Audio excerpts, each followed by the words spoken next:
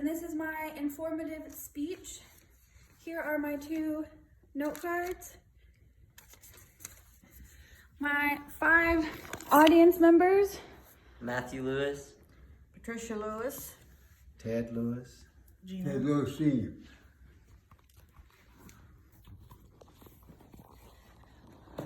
Okay.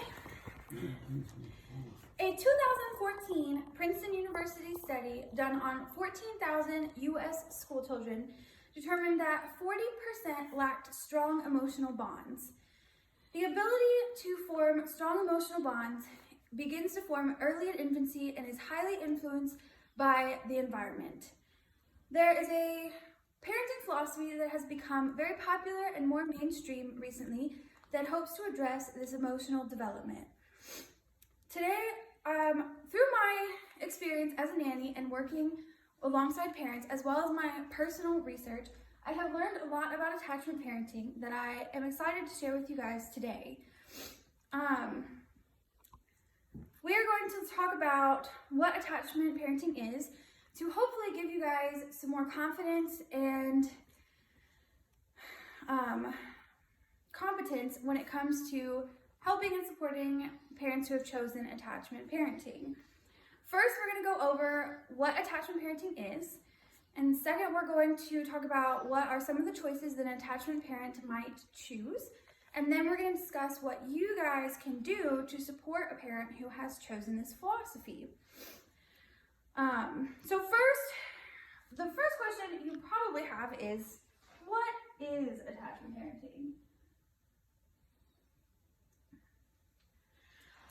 The Attachment Parenting International describes the essence of attachment parenting as supporting the formation and development of strong connections between parents and their children. Essentially, this means that attachment parenting hopes to help babies form secure attachments with their parents, which gives them the ability to form more secure attachments later on in life. There are many benefits to being able to form secure attachments, according to Help Guide, which include being able to develop fulfilling relationships, maintaining emotional balance, feeling confidence, enjoying being around other people, being able to rebound from disappointments, and sharing your feelings and being able to seek for support. Being able to form secure attachments isn't only about emotional development, though. Attachment parenting also helps to support children's cognitive development, which can lead to more success in school.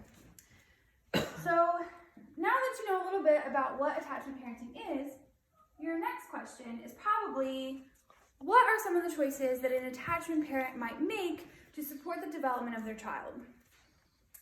So among attachment parents, popular choices are going to be anything that supports the emotional development of their child or helps them to respond to their infant's needs.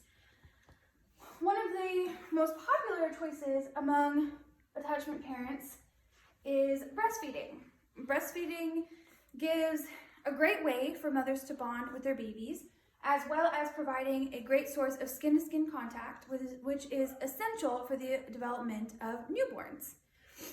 Another benefit of skin-to-skin and breastfeeding is that it releases oxytocin in the brains of the mother and the baby, which helps to cement this bond hormonally.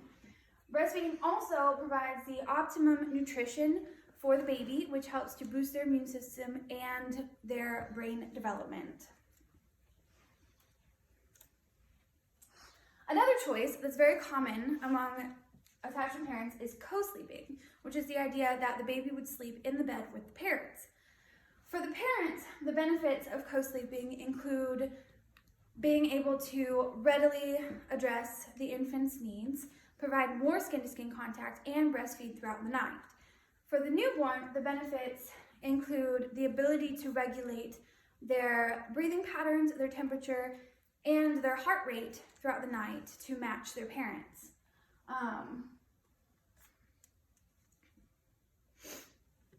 Let's see. Another common choice for attachment parents is using positive discipline. Positive discipline is a little bit of a topic on its own, but to kind of go over what it is essentially a way of providing discipline that aims to come from more of a respectful place and to be able to reinforce more positive habits instead of trying to use harsh and negative discipline. A lot of these habits are taught through parental modeling. So I feel like your first reaction would be, so the kids can just get away with anything, right? But that is not the case. When discipline is called for, a parent would use natural consequences. An example of natural consequences would be, say for instance, you have a child at the table who is playing around and he spills his milk. Instead of yelling at the child or making them leave the table or saying, I told you not to play with that, a parent would help to guide the child in cleaning up their own mess and then have a calm conversation about how the situation can be avoided in the future, what led up to spilling the milk, all those kinds of things. So now you have a little bit of a better understanding of some of the choices that an attachment parent might make to support the emotional development of their child. So the next question actually would be, what does this have to do with me? What am I taking away from this? Well, for you to take away from this, you can help learn how to support parents who have chosen attachment parenting. One of the best ways that you can support parents who have chosen this are to ask them questions and just genuinely try to listen and understand why these parents have chosen the choices that they did. It's always best to remember that you cannot try to change a parent's idea of what they think is best for their child. One of the cornerstones of attachment parenting is being prepared and doing your research so you know that these parents have really looked into their choices and tried to make the decision that's best for the emotional and cognitive development of their child.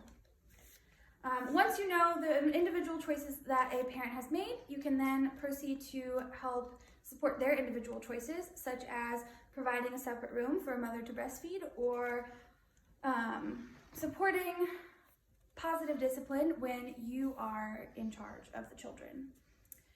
So now that you have a better idea of what you can do to support an attachment parent, hopefully you are ready to go out and support parents in your life. Today we have discussed